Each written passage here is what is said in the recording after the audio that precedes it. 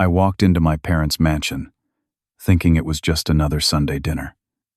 My older brother Derek sat at the head of the table, smirking like he already knew a secret I didn't.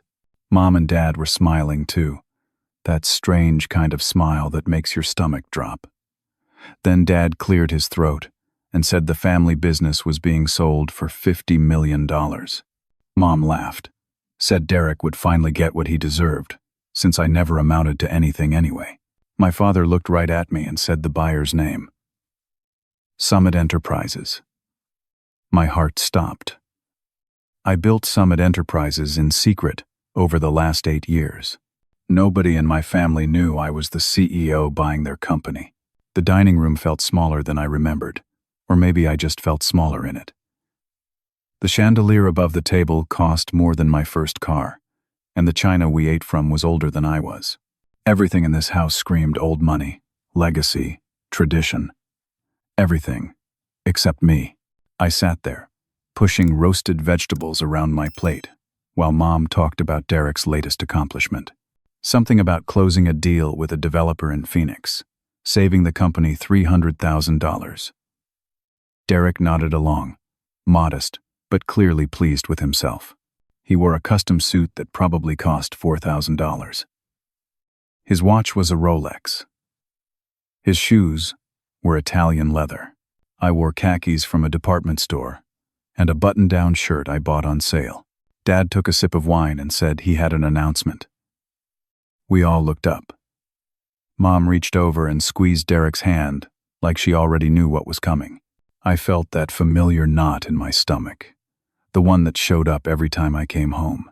Your grandfather built Hammond Construction in 1948, Dad said. His voice had that formal quality he used for important moments. I've run it for 43 years, made it into something bigger than he ever dreamed. But I'm 72 now. Time to think about what comes next. Mom smiled at Derek. Derek smiled back. I was invisible. Dad continued. I've made a decision about the business. I'm selling Hammond Construction. The deal is worth $50 million. And it closes next month. I felt like someone punched me in the chest. The company Grandpa built, where I spent summers as a kid learning to frame walls and read blueprints, where I thought I'd prove myself someday. It was being sold. Just like that. Derek looked surprised too, but in a different way. Like, he was surprised the number was so high. Before I could process it, Mom jumped in. Of course.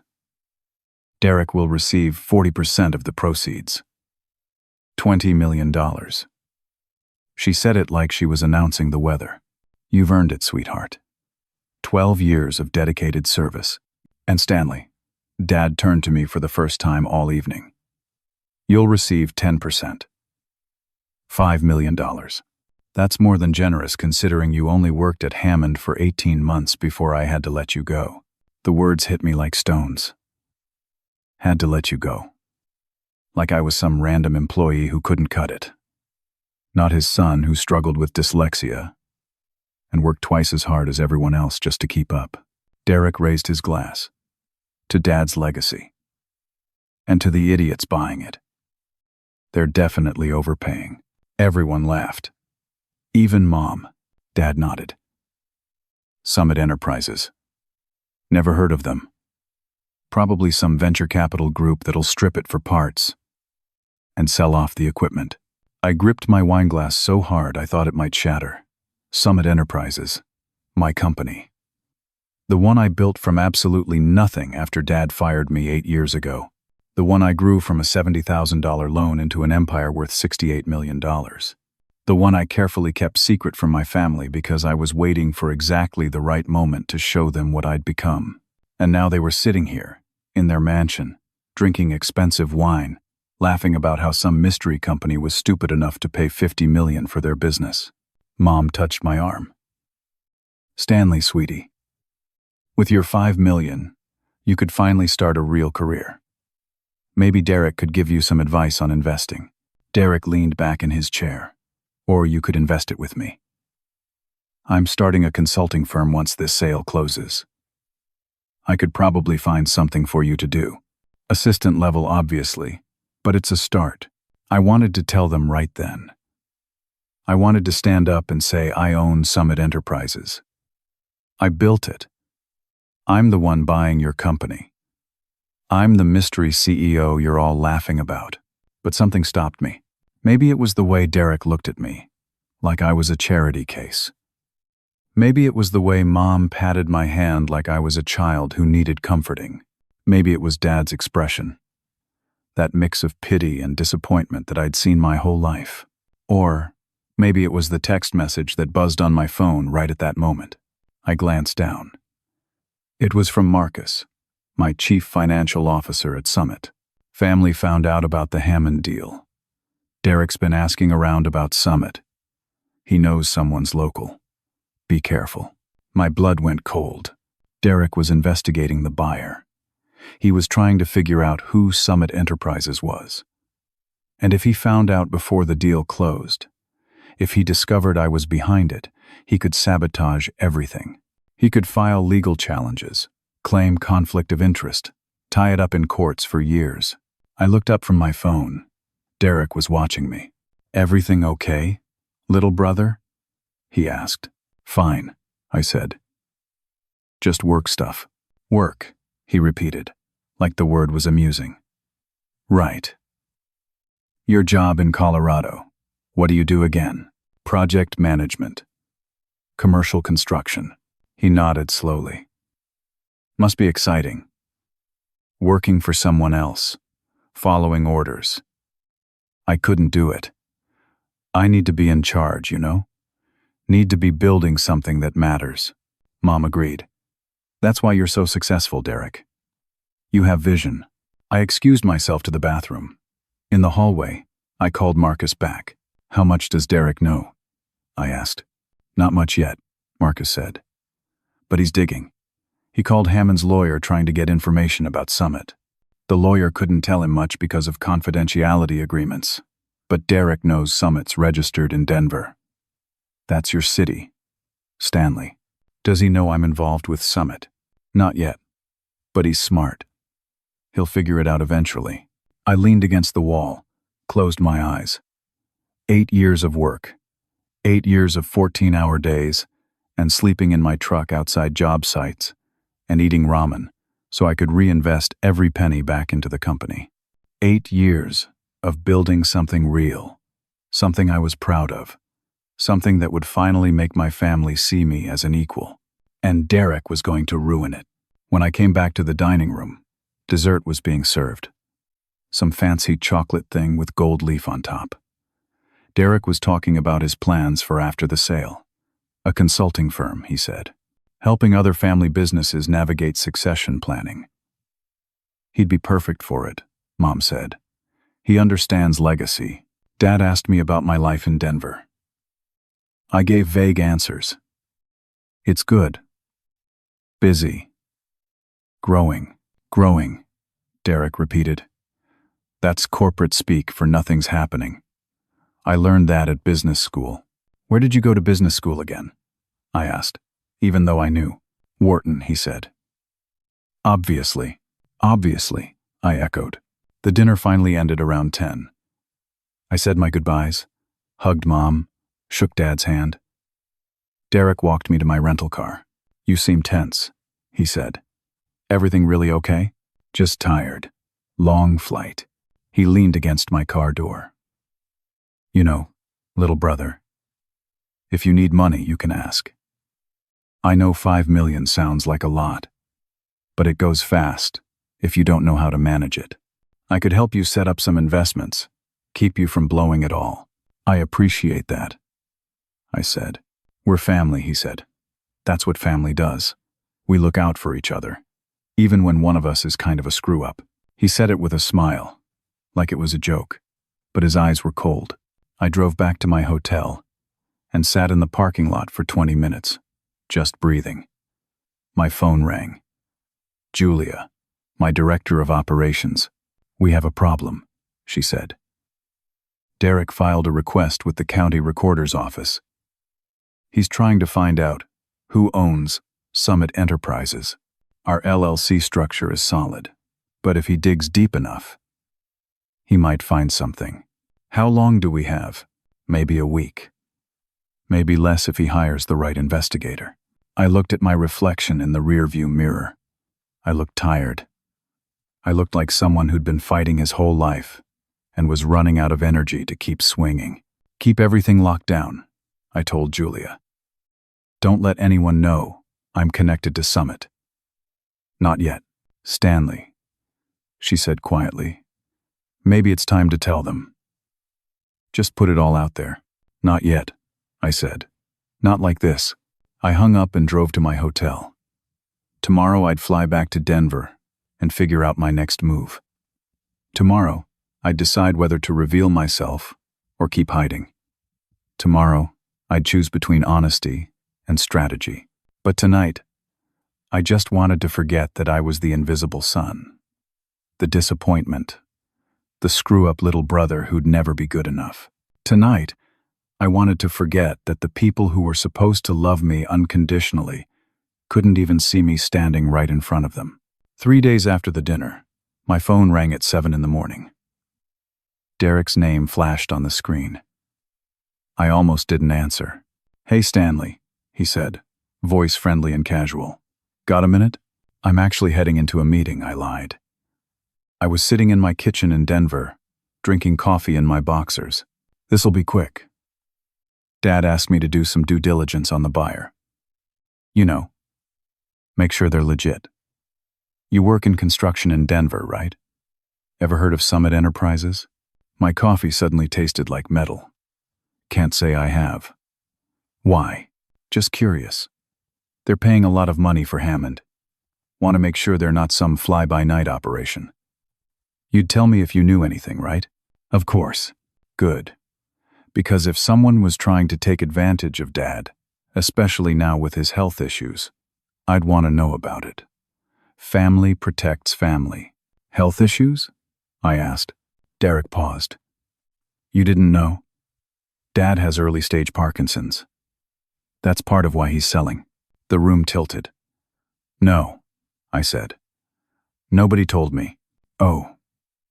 Derek sounded almost pleased. Well, now you know. Anyway, if you hear anything about Summit, call me. Talk soon, little brother. He hung up. I sat there staring at my phone. Dad had Parkinson's, and nobody told me.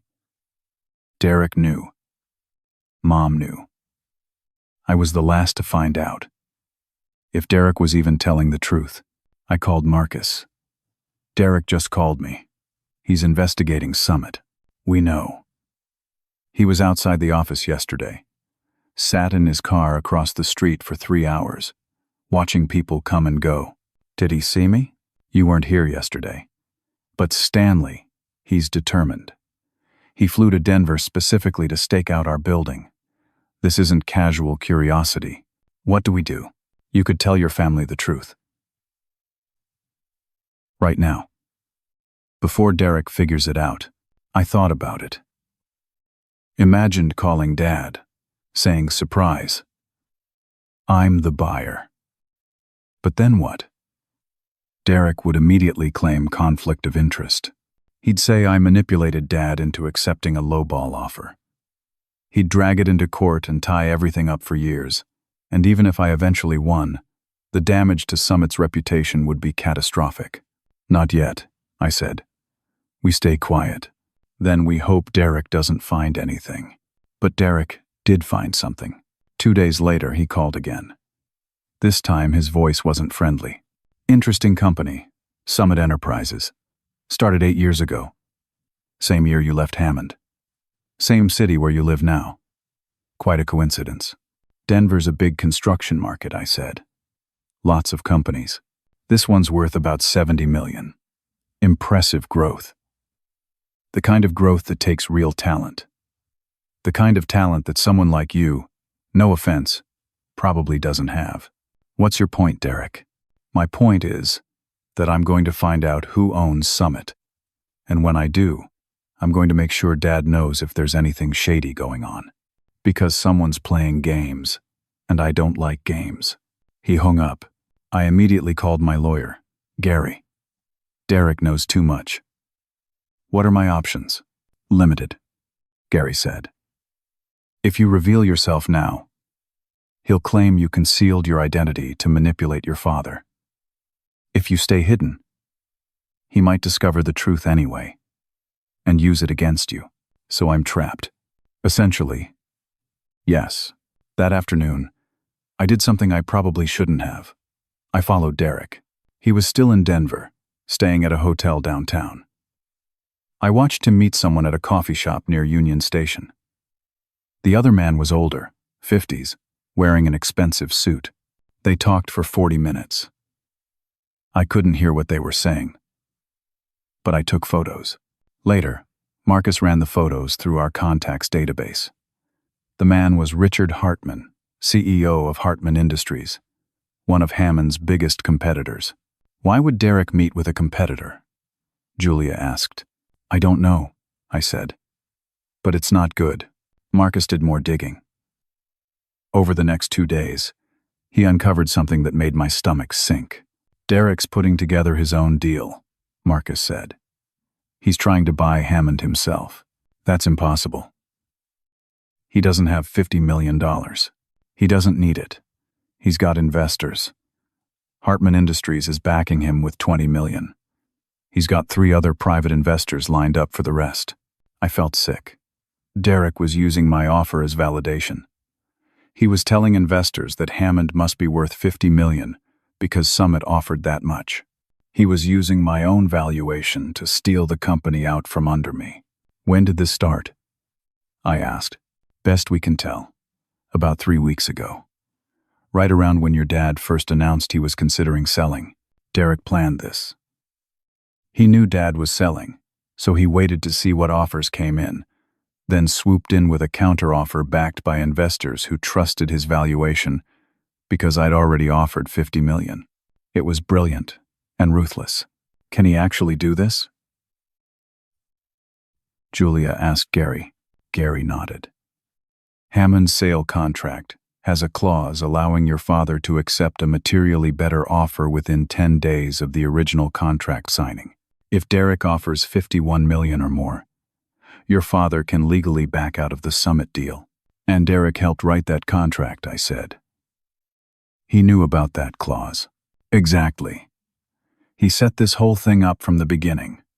He was never planning to just take his 40%. He wanted the whole company. How long do we have? I asked. Derek's deal could be ready in 5 days. If he presents it to your father, and your father accepts, your deal is dead. I drove to my office and sat in the dark. Outside, Denver was glowing with streetlights and traffic. People were going home to their families, to dinner and television and normal lives. I'd spent 8 years building Summit Enterprises, turned a $70,000 loan into an empire, employed 240 people, created something real and good and successful. And my brother was about to take it all away, using the one thing I cared about most, my family's company. My phone buzzed. A text from Derek. Just wanted you to know I'm putting together an offer for Hammond. Better than Summit's. Dad's going to accept mine instead. Thought you should hear it from me first. No hard feelings, right? Business is business. I stared at that message for a long time. Then I started planning. Day 7, before my deal was supposed to close, Dad called a family meeting. I flew back to their city, walked into that same dining room where this all started, and saw Derek standing at the head of the table with a presentation binder. He'd beaten me there by an hour, and already had everyone gathered. Stanley, glad you could make it, Dad said. Derek has something exciting to share. Derek opened his binder like a corporate executive, presenting quarterly earnings. As you know, Dad, you accepted Summit's offer of $50 million for Hammond Construction. But I've been thinking about legacy, about keeping this company and the family where it belongs. Mom leaned forward, already smiling. Derek continued. I've put together a consortium of investors, including Hartman Industries, who believe in Hammond's future. Together, we're prepared to offer $52 million for the company, $2 million more than Summit. And I would serve as CEO, keeping the Hammond name on every building we construct. Mom actually clapped. This is wonderful. Derek, you're bringing the business home. Dad looked impressed. This is a serious offer? Derek slid papers across the table. Fully financed. Ready to close in 7 days. All I need is your signature. I sat there feeling like I was drowning. This was it. Derek had actually pulled it off. What about the Summit contract? I asked. My voice sounded small. Dad barely looked at me. There's a clause. I can accept a materially better offer. Derek's offer is better by $2 million and keeps the business in the family. Summit will understand. They won't, I said. They've spent 6 months on due diligence. Paid lawyers, accountants, consultants. That's almost $1 million in costs. Derek shrugged. That's business. They should have moved faster. Mom turned to me. Stanley, aren't you happy for your brother? This is what family means. Supporting each other. I felt something inside me crack. What about my share? The $5 million? Derek smiled. Oh, you'll still get your 10%. Same as before. I'm not changing Dad's distribution plan. $5 million, Stanley. That's life-changing money for someone like you. Someone like me. He said it so casually, like it was just a fact. I looked at Dad. You're okay with this? Breaking a contract? Dad sighed. Stanley, I know you don't understand business at this level. But opportunities like this don't come along often. Derek's offer is better in every way. Summit Enterprises will survive. They're a big company. They'll find another acquisition. I wanted to scream that I was Summit, that I was the one they were betraying, that every word out of Derek's mouth was calculated to steal what I'd built. But I stayed quiet. The meeting lasted another hour. Derek walked everyone through his vision for Hammond's future. Expansion into 3 new states, vertical integration with suppliers, modernization of the equipment fleet. He had answers for every question, had clearly spent weeks preparing this presentation. When it was over, everyone congratulated Derek. Dad shook his hand. Mom hugged him. They took photos like it was a celebration. I slipped out without saying goodbye. In the parking lot, I sat in my rental car and called Marcus. Derek's deal is real. Dad's going to accept it. Do we fight? Marcus asked. How? If I reveal I own Summit now, Derek's lawyers will claim conflict of interest. They'll say I manipulated Dad into undervaluing the company. We'll be in court for years. So what do we do? I don't know. I admitted. That night, I couldn't sleep. I kept thinking about my grandfather, about learning to swing a hammer when I was 8 years old, about the smell of sawdust and the sound of his laugh. He built Hammond Construction with his hands. He taught me that good work matters, that integrity matters, that doing right by people matters. And now Derek was taking it, not because he cared about the company, but because he couldn't stand the idea of me having something he didn't. My phone rang at 2 in the morning. Mom's number. Stanley? Her voice was shaky. I can't sleep. What you said about Summit spending all that money, it's bothering me. They'll survive, I said, echoing Dad's words. But it's not right, is it? Breaking a contract. Business is business, I said, echoing Derek's words. She was quiet for a moment. Your father hasn't told you everything. He's not well, Stanley. The Parkinson's is progressing faster than expected. He has maybe 5 good years left, maybe less. That's why he's desperate to get this done.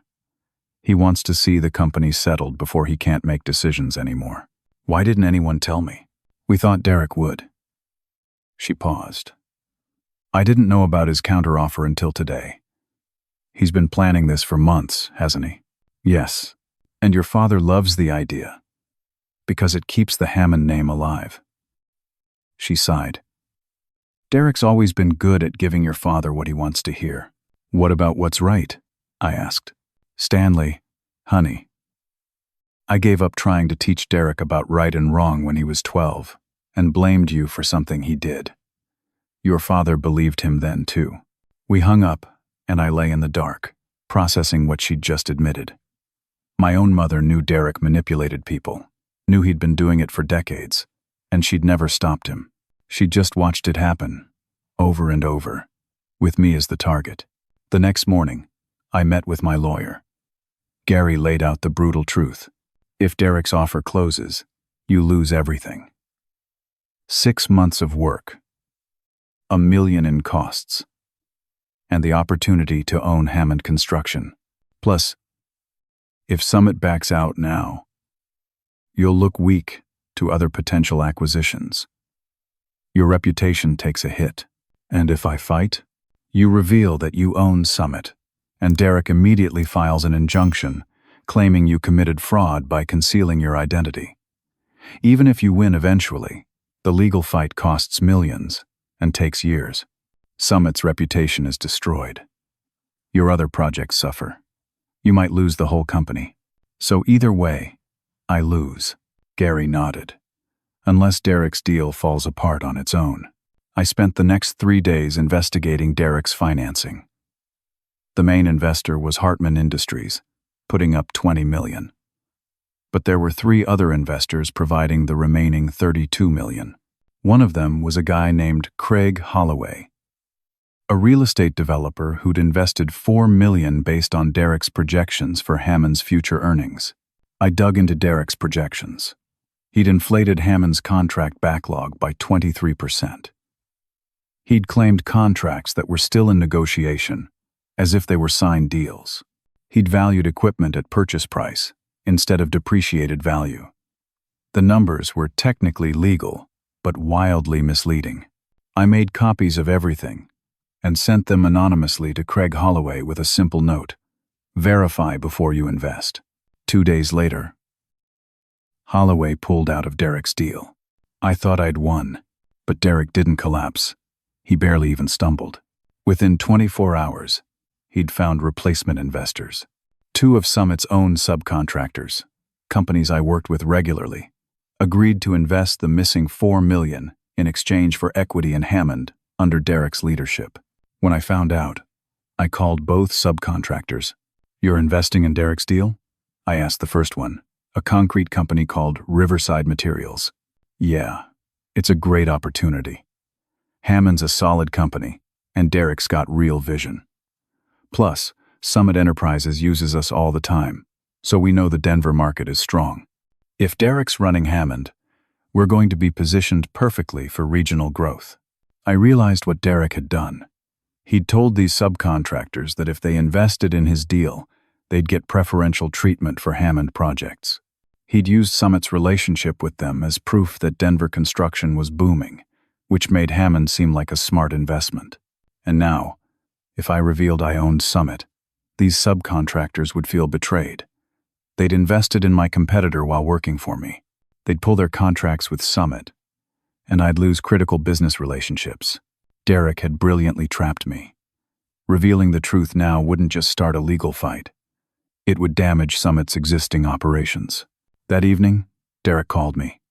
I could hear the smile in his voice. Hey, little brother. I heard you've been asking questions about my financing. Trying to sabotage my deal? Just doing research. Here's a tip. Stay out of grown-up business. You're out of your depth. This is what winners do, Stanley. We see opportunities, and we take them.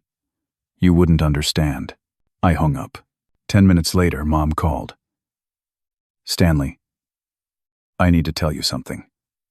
Your father's meeting with his lawyer tomorrow to sign papers accepting Derek's offer.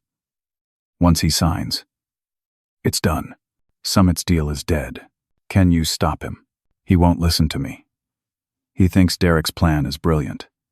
She paused. I'm sorry, sweetheart. Derek always gets what he wants.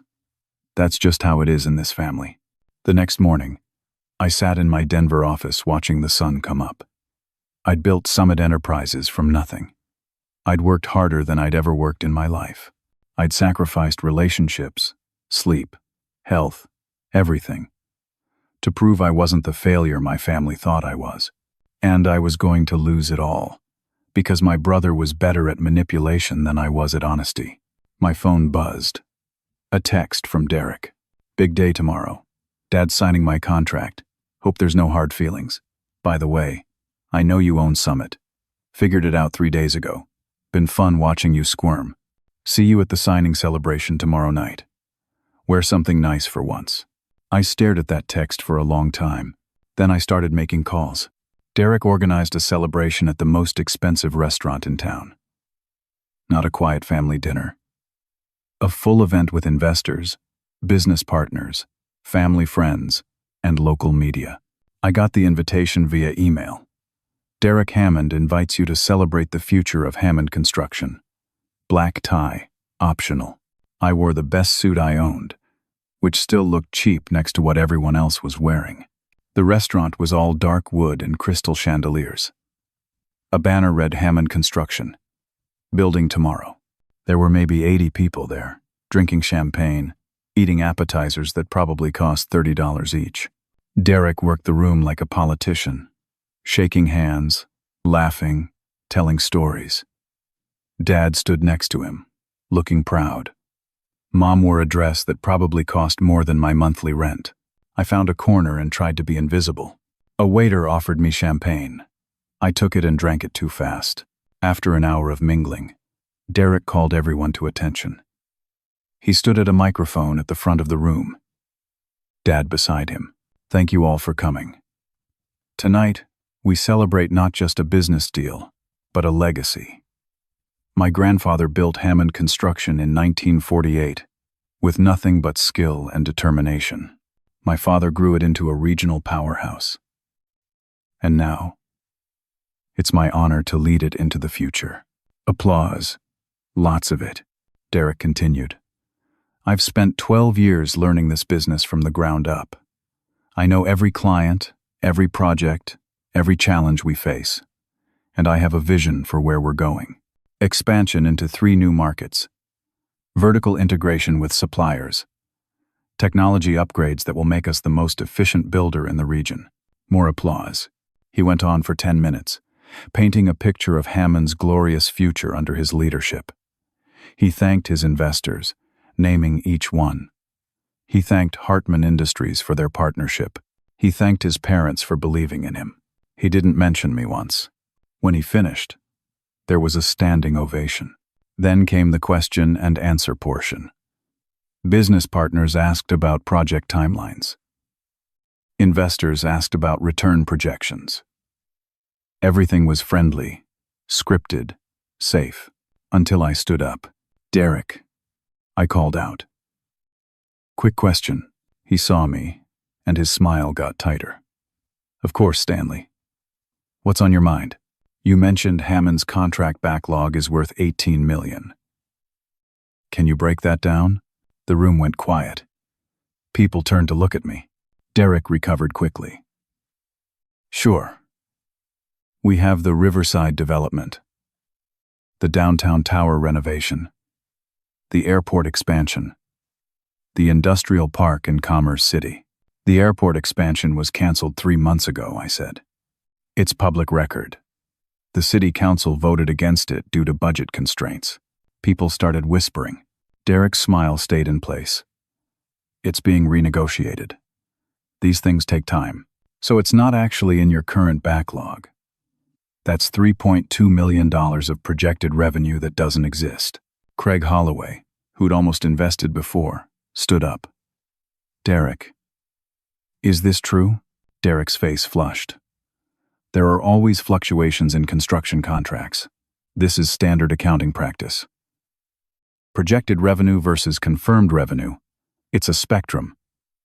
And is it also standard, I interrupted, to tell investors that Hammond owns its equipment outright when most of it is actually leased? That's another $4 million in asset valuation that's misleading at best. The whispers got louder. Derek pointed at me. This is what jealousy looks like, everyone. My brother couldn't make it in this business, so now he's trying to tear down someone who did. Dad stood up, angry. Stanley, what are you doing? This is your brother's moment.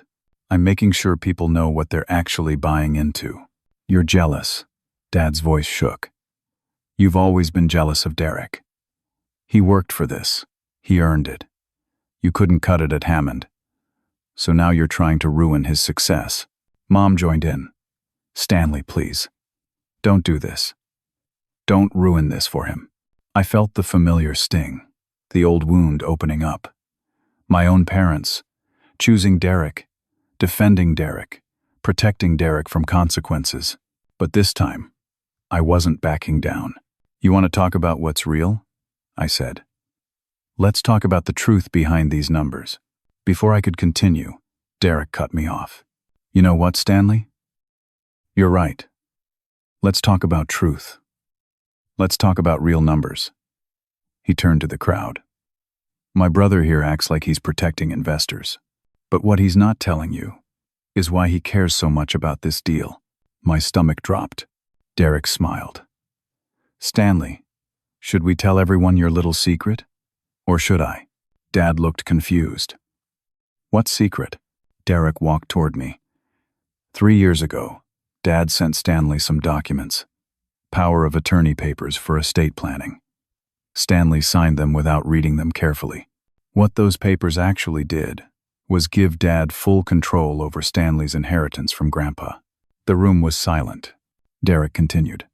See, Grandpa's will left Hammond Construction to both of us, 50% each. But Stanley abandoned the family, so Dad's been managing his share.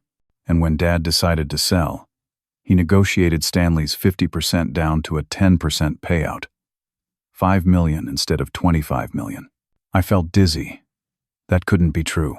So Stanley, Derek said, isn't here because he cares about honest accounting. He's here because he just realized he got swindled out of $20 million by his own father.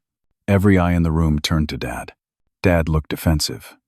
I was managing his inheritance. Stanley wanted nothing to do with the family or the business. $5 million is more than generous for someone who contributed nothing. The investors started talking among themselves. This was supposed to be a celebration, and it had turned into a family drama. I found my voice. You stole from me. I protected you, Dad shot back. The company has debt, Stanley. Hidden debt. If you owned 50%, you'd be liable. I reduced your share to protect you from that liability. What debt? I asked. Dad looked uncomfortable. That's not relevant right now. Derek jumped in. The point is, everyone, that my brother is upset because he made bad choices and now he's suffering consequences. But that doesn't change the fact that Hammond Construction is a solid company with real value. And I'm the right person to lead it forward. He tried to move on, but I wasn't done. Let's talk about value, I said. I opened my folder and pulled out papers. These are the real contract numbers for Hammond Construction. Not projections. Not optimistic accounting. Actual signed contracts. I started reading. The Riverside development. Projected at $4.2 million. Actually contracted for $3.1 million. The downtown tower. Projected at $5 million. Actually contracted for $3.8 million. The industrial park. Projected at $6 million. Still in negotiation with no signed contract. People leaned forward. Interested now. Your $18 million backlog, I said to Derek, is actually about $11 million. And that's before accounting for the 3 projects currently in litigation for defective work. Derek's face went pale. There are no projects in litigation. Really? I pulled out more papers. The Henderson office building. Cracked foundation. Filed suit. 6 months ago. The Maple Street apartments. Electrical code violations. Filed suit. 4 months ago. The county administration building. Roof leaks. Filed suit 2 months ago. Total potential liability. $9 million. The room erupted. Investors were shouting questions. Derek was trying to talk over everyone. Dad looked shocked. "Where did you get this information?" Derek demanded. "Public records," I said. "Court filings. Anyone could find it if they looked." But the truth was, Walter had given me that flash drive. The old project manager who'd been at Hammond for 41 years.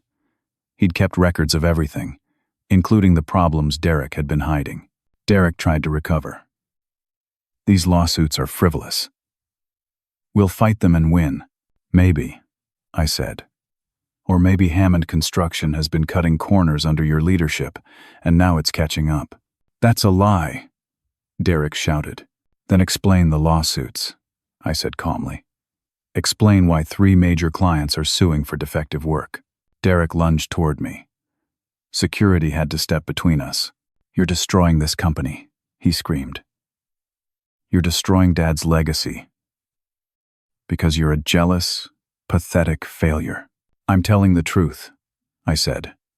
"That's all I'm doing." The room was chaos now. Investors were demanding answers. Dad looked like he might collapse. Mom was crying. And in the middle of it all, Derek looked at me with pure hatred. "You think you've won?" he said quietly, just loud enough for me to hear. "You just killed Hammond Construction. Every investor here is going to walk away. The company's going to collapse. And it's your fault." He pushed past security and stormed out. The celebration was over. People filed out, whispering, looking at me like I was a monster. Dad walked up to me. His hands were shaking. Not from Parkinson's, but from rage. "You just destroyed 40 years of my work," he said. "I hope you're proud." He walked away. Mom stopped beside me. Her makeup was running from crying. "Why?" she whispered. "Why did you have to ruin it?" She left too. I stood alone in that expensive restaurant, surrounded by discarded champagne glasses and half-eaten appetizers, and realized that I'd just blown up my entire family.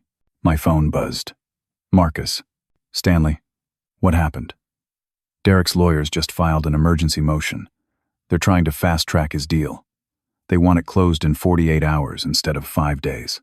I closed my eyes. Of course they did. Derek was trying to force Dad's hand before anyone could investigate further.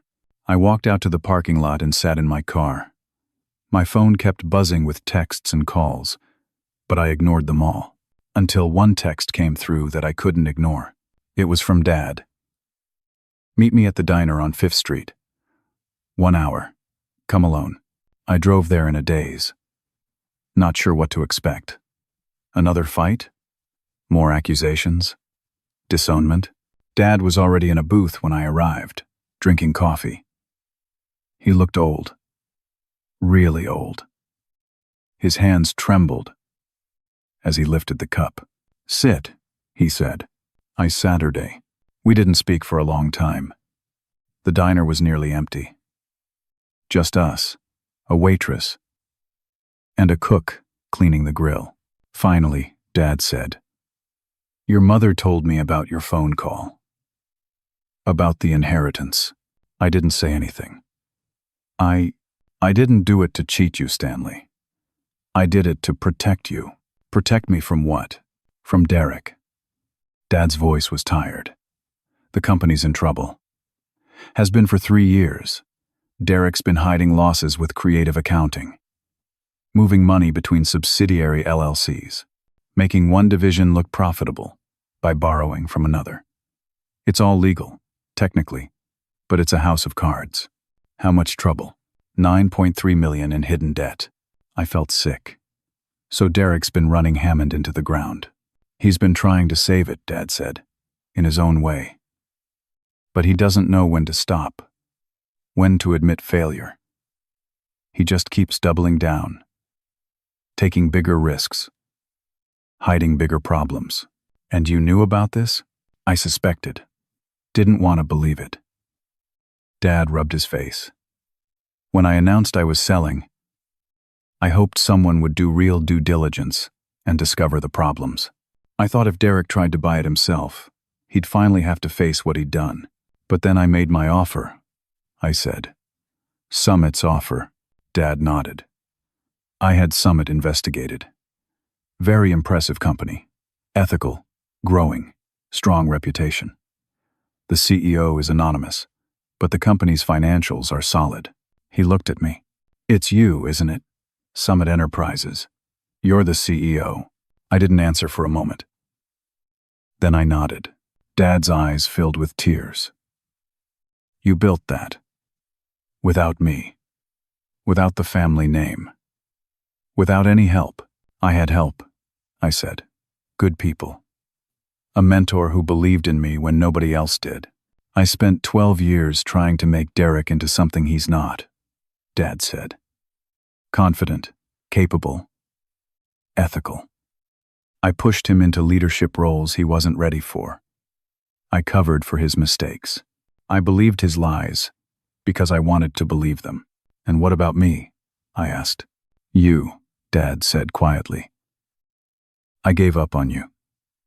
I saw your struggles with reading and writing, and I decided you didn't have what it takes. I fired you from Hammond because I thought you'd always be a liability. He reached across the table like he wanted to take my hand, but stopped. I was wrong, he said. You're everything I tried to make Derek into.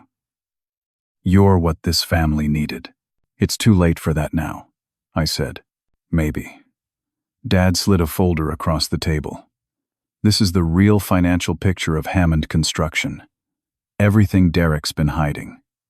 If this gets out, the company's reputation is destroyed. My father's legacy dies in scandal. Why are you showing me this? Because I'm giving you a choice. Dad looked at me directly. I'll cancel Derek's deal. I'll accept Summit's offer instead. I'll give you the company you deserve. And what about Derek? He needs to fail, Dad said. It's the only way he'll ever learn. The only way he'll ever become who he should be. I looked at the folder. Inside was everything. Proof of Derek's mismanagement. The hidden debt. The lawsuits. The inflated numbers. If I accepted this, I'd be destroying my brother. What about your legacy? I asked. Hammond's reputation? Maybe it doesn't deserve to survive, Dad said.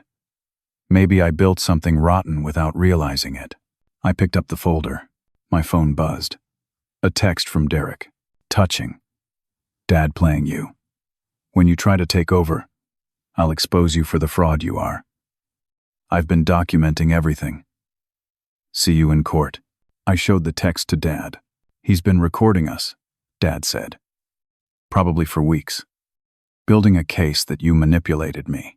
So even if you cancel his deal and accept mine, Derek will sue. Yes. Dad nodded. You'll win eventually. But it'll take years and cost millions. Your company's reputation will be damaged. Derek knows this. He's trapped you perfectly. We sat in that diner booth. Father and son. Both of us defeated by the same person, for different reasons. I have 12 hours to decide. I said. Dad just nodded. I left the diner with the folder and drove back to my hotel. At 3 a.m, Julia called. We have a bigger problem, she said. Those defective projects Derek's been hiding. One of them is the Riverside development. The foundation's failing. There are 70 families living there right now, and engineers are saying the building could have structural problems within months. I closed my eyes. This just got worse. I didn't sleep that night. I sat in my hotel room, reading through the documents Dad gave me, cross-referencing them with the flash drive from Walter, building a complete picture of Hammond Construction's real situation. It was worse than I thought. Derek hadn't just been hiding debt. He'd been systematically cutting corners on projects to boost profit margins. Cheaper concrete. Fewer structural supports. Electrical systems that barely met code. Nothing illegal, technically, but everything designed to maximize short-term profit at the expense of long-term safety. The Riverside development was the worst. A 12-story residential building that Summit had contracted Hammond to build 18 months ago. Derek had substituted a cheaper foundation design that saved Hammond $200,000, but left the building vulnerable to soil settlement. Now that foundation was failing. Not catastrophically, not yet, but engineers said they had maybe 3 months before serious cracks appeared, maybe 6 before the building became unsafe. 70 families, about 200 people living in apartments that might collapse. And if I took over Hammond Construction through the Summit deal, those people became my responsibility. At 6 in the morning, I called an emergency meeting with my team. Marcus, Julia, and Gary drove up from Denver and met me at a conference room I rented downtown. I laid everything out.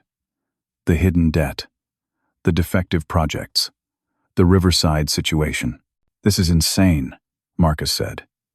"If we buy Hammond, we inherit all these problems. How much would it cost to fix everything?" I asked. Gary did quick math. "The Riverside Foundation alone is probably $14 million to repair properly. Plus, the other lawsuits. Call it another $4 million to settle. Then, the hidden debt is $9 million. That's $27 million in problems. Summit has $11 million in liquid assets," Julia said. "We'd have to sell properties, delay projects, maybe lay off workers. Or we walk away," Marcus said. "Let Derek's deal collapse. Let Hammond file bankruptcy. It's not our fault, but it would be on us morally," Julia countered. "We know about Riverside now. If we walk away, and that building fails, people could die. We could inform the city," Gary suggested. Anonymous tip. "They'd evacuate the building, investigate, force repairs, and 200 people lose their homes overnight," I said. "Where do they go? Most of them probably can't afford another place on short notice. So what do we do?" Marcus asked. Everyone looked at me. Before I could answer, my phone rang. "Mom, Stanley, your father collapsed. We're at the hospital." I drove to the hospital in a blur. Dad was in the ICU, stable but unconscious. The doctor said his blood pressure had spiked, possibly a side effect of the Parkinson's medication combined with stress. Mom sat in the waiting room, looking broken. This is too much for him. All this fighting. Derek's scandal. Your confrontation at the restaurant. It's killing him. Where's Derek? I asked. He left. She wiped her eyes. After you exposed those lawsuits, his investors started pulling out. Hartman Industries withdrew their backing this morning. Derek's deal is dead. So Summit's deal is back on, if you still want it. She looked at me. Do you? Want to take over a company that's rotting from the inside? I don't know, I admitted. A nurse came out. Your father's awake. He's asking for Stanley. I went into the ICU. Dad looked small in that hospital bed, hooked up to machines, his hands still trembling. Did you decide? He asked. His voice was weak. Not yet. Time's running out. The Summit contract expires in 36 hours. I know. Stanley. He reached for my hand. I need to tell you something. About Derek. What about him? He knew about the foundation problems at Riverside. I found emails. He approved the cheaper design knowing it might fail. He gambled that it would last long enough for Hammond to sell the building and make it someone else's problem. My stomach turned. So Derek knowingly put people at risk. He told himself it was a calculated risk. That the probability of failure was low. That's how he justifies everything. He reduces people to numbers and chooses whatever benefits him. And you knew about this? I found out yesterday. Dad's tears ran sideways down his face. After you exposed the lawsuits, I started digging. I found things I didn't want to find. Did you confront Derek? He denied everything. Said the emails were taken out of context. Then he left. Dad squeezed my hand. He's your brother. But he's not a good man, Stanley. I made him that way. I taught him that winning matters more than anything. I'm sorry. Where is he now? I don't know. But Stanley, if you take over Hammond, you'll have to deal with him. He'll fight you. He'll try to destroy you. Are you ready for that? I didn't answer because I didn't know. I left the hospital and drove to Hammond Construction's headquarters. It was Saturday. The building was mostly empty, but I had keys now. Dad had given them to me. I walked through the offices where I'd worked as a teenager, past the conference rooms where I'd sat through meetings, invisible, past Derek's office with its expensive furniture and wall of awards. I ended up in the basement, in the archives where old project files were stored. I found my grandfather's original files from 1948, handwritten notes about jobs, about treating workers fairly, about building things that lasted. There was a photo of him at a job site, shaking hands with a worker. Someone had written on the back, Harold Hammond, age 42. Completion of the Pine Street School. Came in under budget, gave the savings back to the school district for playground equipment. That's who my grandfather was. Someone who did right by people even when it cost him. I took the photo and went back upstairs. In Dad's office, I found an envelope with my name on it. Inside was a letter. Stanley, if you're reading this, I'm probably in the hospital or worse. My father built this company on integrity. I grew it through ambition. Derek nearly destroyed it through greed. Now it's your turn. You have a choice. You can walk away and let Hammond die. You can take it over and fix it, costing yourself millions and maybe your whole company. Or you can find a third option I haven't thought of. Whatever you choose, know this. You were always good enough. I was just too blind to see it. Your father. I sat in his chair, looking at that letter, thinking about choices and consequences and legacy. My phone rang. Julia. Stanley. We have a situation. Derek just held a press conference. He's claiming Summit Enterprises has been manipulating the sale through insider information. He's saying you used your family connection to get access to confidential information about Hammond's finances, and that's fraud. Is anyone believing him? Some people are. It's messy. He's also claiming that you're the one who approved the Riverside Foundation design, not him. He's got forged documents with your signature from when you worked at Hammond 8 years ago. That's impossible. I wasn't involved in residential projects back then. Doesn't matter if it's true. It muddies the water. Now there's doubt about who's responsible. I hung up and called Gary. Can Derek actually pin Riverside on me? It'll be hard to prove, but he can definitely create reasonable doubt, especially since you were an employee back then, and some of the preliminary drawings do have your signature on them. But those were just preliminary sketches. I wasn't the project manager. Derek approved the final design. We know that. A jury might not be so sure, especially with Derek's lawyers confusing the timeline. So he's setting me up to take the fall for his mistakes. Yes, if you take over Hammond and that building fails, you could face criminal charges for negligent construction. Even if you're acquitted, the publicity destroys Summit's reputation. I was trapped again. If I walked away, people might get hurt. If I took over, I might go to prison for Derek's crimes. I sat there in my father's office, holding my grandfather's photo, trying to figure out what to do. Then Walter walked in. The old project manager who'd given me the flash drive. Thought I'd find you here, he said. How'd you get in? I've had keys to this building for 41 years. Nobody ever asked for them back. He sat down across from me. Your grandfather used to say something when we had problems on a job site. He'd say, "You can't control what's already broken. You can only control what you build next." I'm not sure what to build next. Walter pulled out another folder. This is every document from the Riverside project. Original designs, approvals, change orders, everything. It proves Derek approved that foundation, not you. I kept copies of everything because I knew Derek would try something like this someday. Why didn't you give this to me before? I needed to see what kind of man you are. Whether you'd run like Derek or whether you'd stay and fix things like your grandfather. And what do you think? I think you're more like Harold than either your father or brother ever were. Walter stood up. Whatever you decide, that folder gives you leverage. Derek can't blame you if you have proof he's lying. After Walter left, I opened the folder. He was right. Every document, every signature, every approval came from Derek. I was cleared, but that didn't solve the bigger problem. Riverside was still failing, and 70 families were still at risk. My phone buzzed. A text from Derek.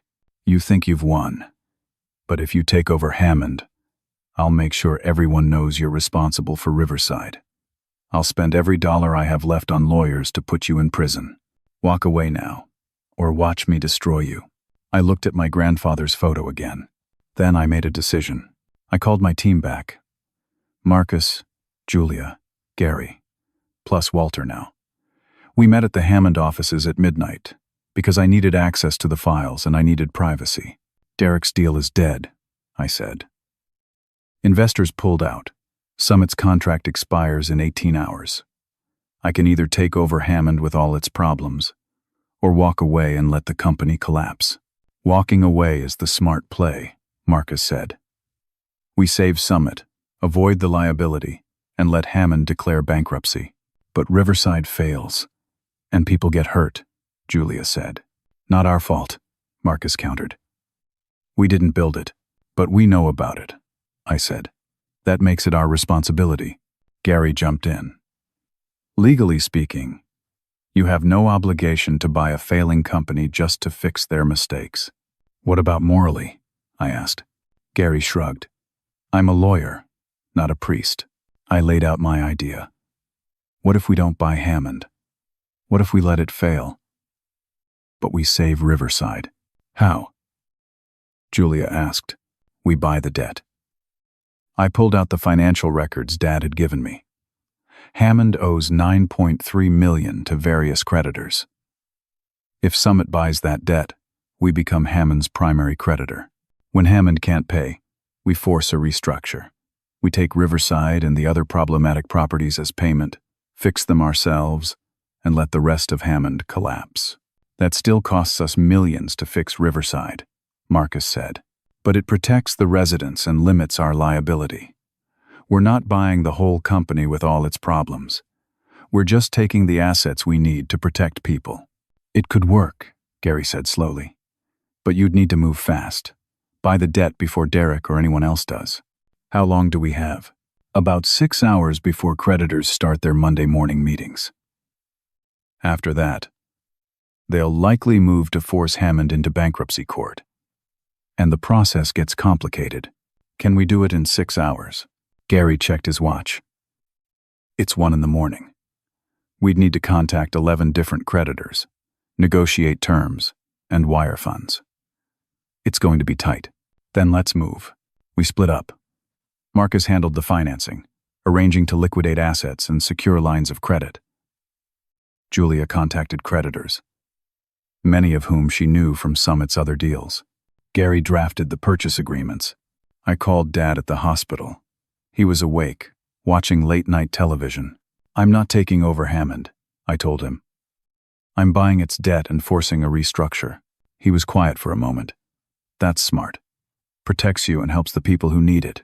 Derek's going to fight this. Let him. Dad sounded tired but resolved. I'm done protecting Derek from consequences. What will you do? After Hammond's gone? Retire. Spend time with your mother. Try to fix what I broke in this family. He paused. Stanley, I know I can't undo 40 years of damage, but I want to try. We'll see, I said. By 5 a.m, we'd contacted 8 of the 11 creditors. 7 had agreed to sell their debt to Summit. We were up to $6.2 million of the $9.3 million total. Then Derek found out what we were doing. He called at 5:30. You think you're clever? Buying Hammond's debt? I'll match your offers. I'll pay more. I'll make sure you get nothing. With what money? Your investors pulled out. He laughed. You really think Hartman was my only option? I've been building relationships in this industry for 12 years. I have people who'll back me just to stop you. Why do you hate me so much? I asked. Because you're trying to take what's mine. You always have been. Even when we were kids. You were always trying to prove you were as good as me. I was trying to earn Dad's respect. You were trying to replace me. Derek's voice was cold. You think I don't know that? You think I didn't notice every time you succeeded at something? Dad paid a little less attention to me. I spent my whole life being the perfect son, and you almost ruined that by being pathetic enough to earn his pity. So you made sure I stayed pathetic. I made sure the natural order was maintained. And now you're trying to destroy me. And I won't let that happen. He hung up. 30 minutes later, 3 of our creditor deals fell through. Derek had called them directly, offering 15% more than Summit's price. We can't afford to match that, Marcus said. We're already stretching our credit lines to the breaking point. Then we focus on the creditors we have, I said. Buy as much debt as we can, and hope it's enough to force the restructure. By 7 a.m, we'd secured $6.8 million of the $9.3 million in debt. Not enough for majority control, but enough to be the single largest creditor. Now what? Julia asked. Now we go public, I said. We tell everyone what Derek's been hiding. That violates about 17 confidentiality agreements, Gary warned. Then I'll take the legal hit. But people need to know the truth. At 8 a.m, I called a press conference. I rented a room at a hotel downtown and invited every media outlet I could think of. Local news, business reporters, construction industry press, even bloggers. About 30 people showed up. I stood at a podium with my team behind me. My name is Stanley Hammond. I'm the CEO of Summit Enterprises. Some of you covered my confrontation with my brother Derek at a party last week. Today, I'm here to tell you the whole story. I laid it out. Derek's financial mismanagement. The hidden debt. The defective projects. Riverside's failing foundation. His attempts to blame me for his mistakes. I have documentation for everything, I said. Emails, contracts, engineering reports, financial records. It's all here. I nodded to Julia, who started distributing folders to reporters. Derek Hammond has spent the last 3 years putting profit over safety. He cut corners on construction projects, hid the problems, and tried to sell the company before anyone found out. Now, 70 families are living in a building that could fail within months because Derek chose a cheaper foundation to save $200,000. Reporters started asking questions. I answered every one, showing documents, explaining technical details, making sure they understood the scope of Derek's deception. Then Derek burst into the room. He was disheveled, hadn't shaved, looked like he hadn't slept. Security tried to stop him, but he pushed past them. This is slander, he shouted. Everything he's saying is a lie. I held up the folders. These are your emails, Derek. Your approvals. Your signatures. Those are forged. I pulled out my phone and played a recording. It was from the party, when Derek had admitted he knew about the defective projects. I was going to flip the company to Hartman and disappear with the investor money, Derek's voice said. You just saved me from a sinking ship. The room went silent. Derek's face went pale. Where did you get that? You said it on camera at your own celebration. The TV news crew recorded it. Derek looked at the reporters, realizing he was surrounded by people who had that footage. You set me up, he said. No. I gave you enough rope. You hanged yourself. Derek lunged at me. Security grabbed him, held him back. You're destroying Dad's legacy, he screamed. You're destroying our family. You did that, I said quietly. Not me. Police showed up. Apparently, someone at the press conference had called them. They asked Derek to leave. He fought them, kept screaming about betrayal and lies, until they threatened to arrest him for disturbing the peace. As they escorted him out, he looked back at me. This isn't over. I'll spend the rest of my life making you pay for this. The press conference continued without him. Reporters asked about Summit's plans, about Riverside, about Hammond's future. Summit Enterprises is purchasing Hammond Construction's debt, I said. We'll be forcing a corporate restructure.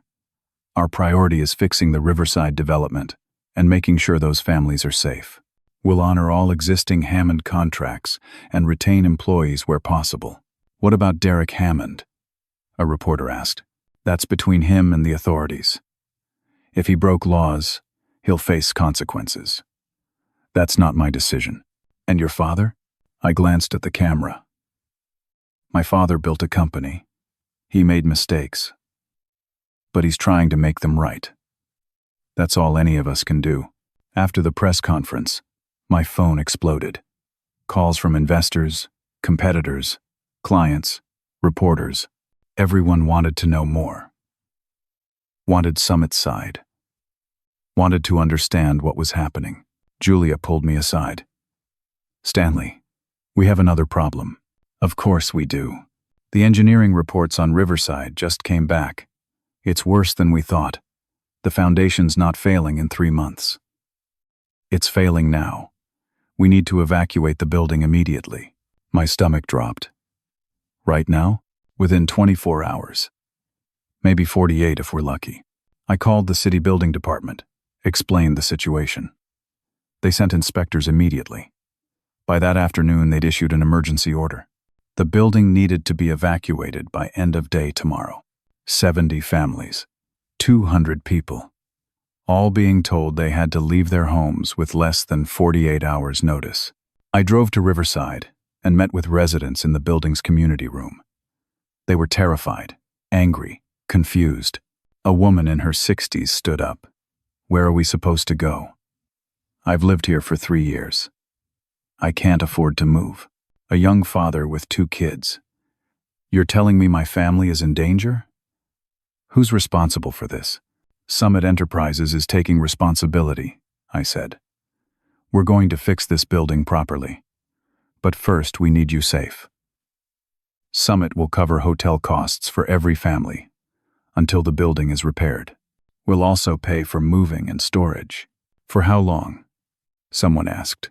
However long it takes. 3 months. 6 months. A year. Whatever it takes to fix this right. Why should we trust you? The woman asked. Hammond built this place. They betrayed us. Why wouldn't you do the same? Because it's the right thing to do. I held up my grandfather's photo, the one I'd been carrying since I found it in the archives.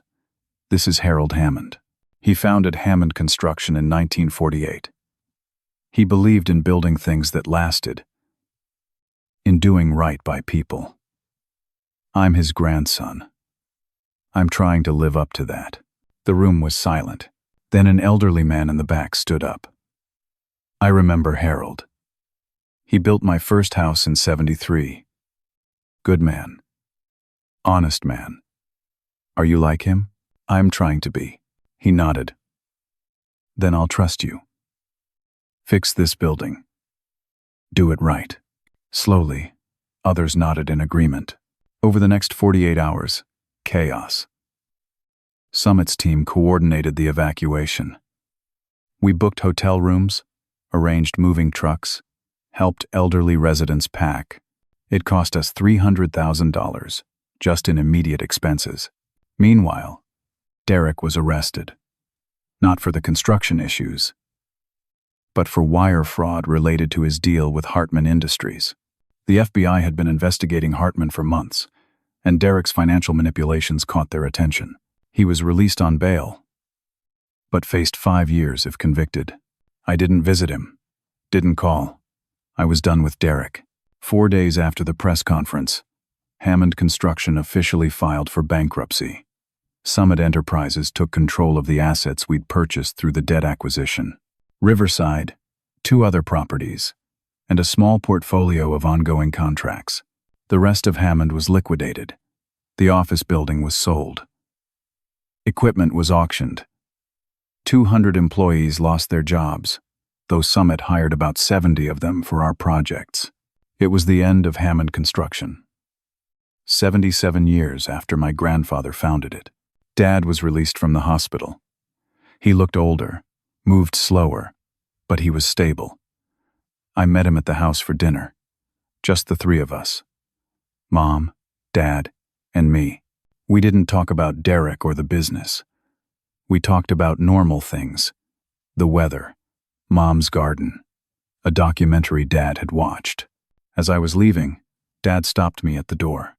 Your grandfather would be proud of what you did. Taking responsibility, protecting people. That's what he cared about. I hope so. I'm proud of you too. He hugged me. Something he hadn't done since I was a child. I should have said that 40 years ago. I should have said it every day. You're saying it now. That's what matters. I drove back to my hotel and collapsed. I'd been running on adrenaline and coffee for a week. Now, it all caught up with me. My phone buzzed. One final text from Derek. You won. Congratulations. Hope you enjoy building your little empire. On Dad's grave. Just remember, every success you have, every building you construct, every dollar you make, you owe it to me, because I pushed you. I made you fight. Without me, you'd still be the pathetic failure who got fired. So really, your success is mine. You're welcome. I stared at that text for a long time. Then I deleted it. Derek was wrong. My success wasn't because of him. It was in spite of him. In spite of my family's dismissal. In spite of every obstacle they put in my way. I built Summit Enterprises because I refused to be who they said I was. And that, I realized, was enough. The first 3 months after taking over Riverside were brutal. Summit's entire cash reserve went into the foundation repair. We had to hire structural engineers from 3 states, bring in specialized equipment, work around the clock to stabilize the building before the damage became catastrophic. Marcus warned me weekly that we were dangerously close to bankruptcy ourselves. We'd liquidated everything we could, delayed projects, took out loans at unfavorable rates. Summit Enterprises, which had been worth $68 million, was now worth maybe $30 million, and dropping. But we didn't stop. We couldn't. By month 4, competitors started noticing what we were doing. A concrete supplier called and offered materials at cost. A crane rental company donated equipment. A structural engineering firm reduced their fees by 60%. Why? I asked the engineering firm's owner. Because you're doing the right thing when you could have walked away. That matters. Word spread. Local news covered the story. Then regional media. Then national. Summit Enterprises became known as the company that risked everything to fix someone else's mistakes. Contracts started coming in. Not from clients who wanted the cheapest bid, but from clients who valued integrity. Hospitals, schools, city governments, organizations that needed to know their buildings would be safe. By month 6, Summit's revenue was climbing again.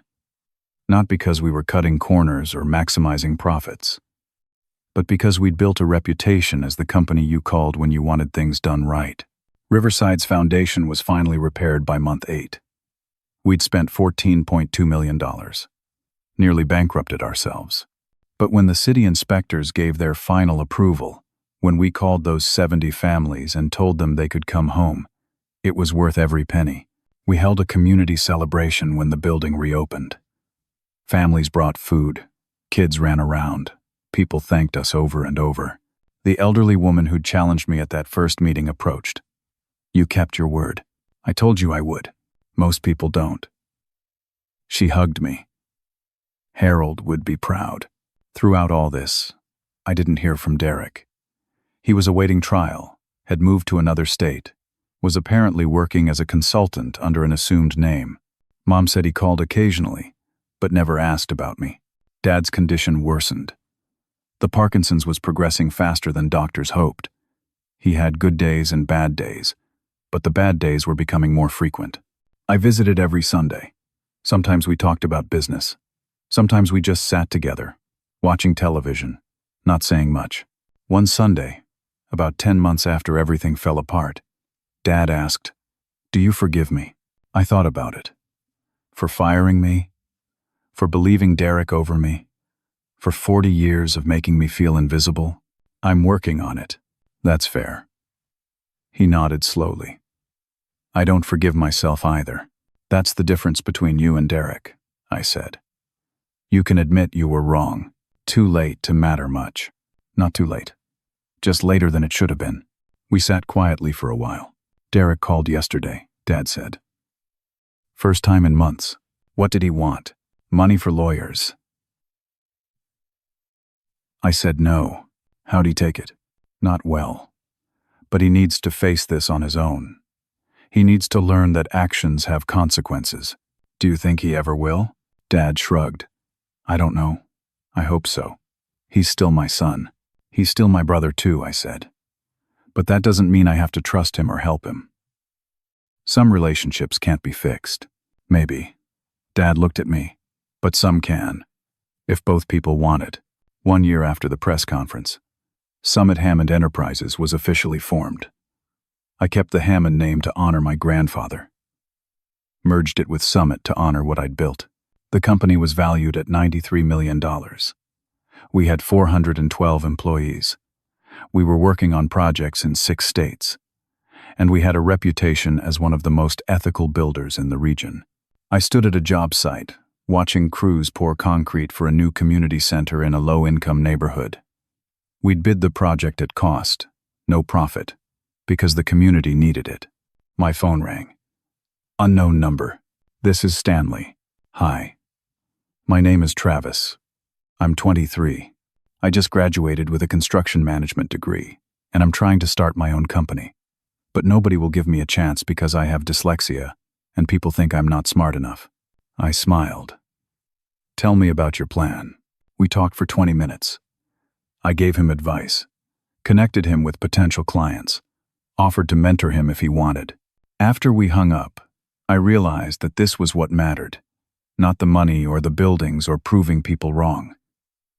It was helping others believe they could succeed when the world told them they couldn't. Sunday dinner at my parents' house. They downsized to a smaller home, something manageable with Dad's declining health. It was just the 3 of us.